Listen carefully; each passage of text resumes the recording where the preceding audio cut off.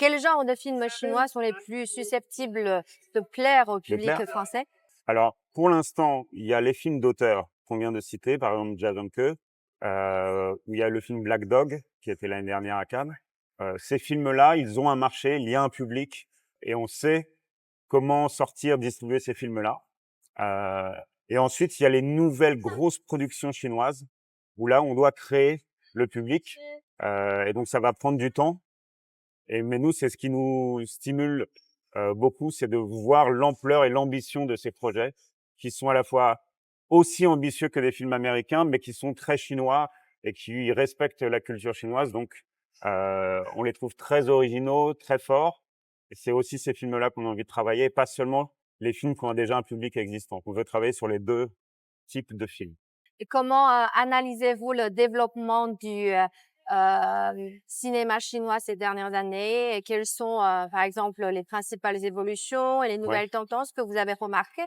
Alors déjà, il y a un savoir-faire dans les films ambitieux et les blockbusters, un savoir-faire technique qui fait que la Chine peut raconter des histoires extrêmement spectaculaires.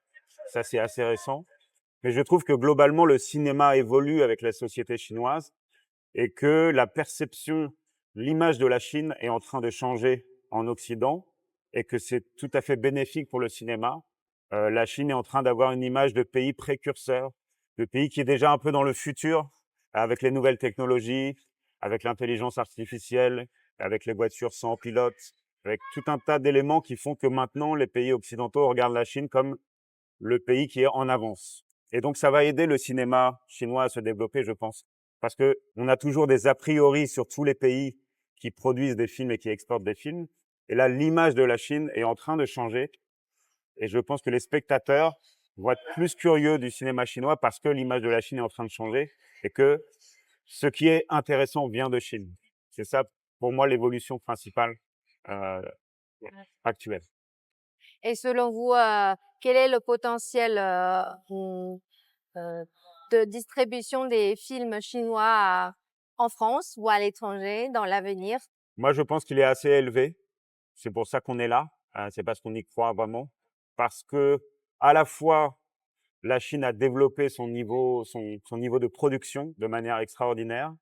Et en même temps, les États-Unis sont pas sur le déclin, mais je dirais ont besoin de renouvellement. Le public a besoin de renouvellement. On le voit dans les résultats. Les films de Marvel, par exemple, font de moins en moins d'entrées. Il n'y a pas forcément de productions qui vont remplacer ces films-là pour l'instant. Et donc, c'est une opportunité pour les films chinois de dire, évidemment, peut-être qu'ils vont pas remplacer le cinéma américain en Europe, mais c'est une alternative. Et entre les plateformes d'un côté et le cinéma de l'autre, je pense que le public est vraiment content de voir quelque chose d'autre arriver, surtout avec la dynamique actuelle qui est très favorable à la Chine.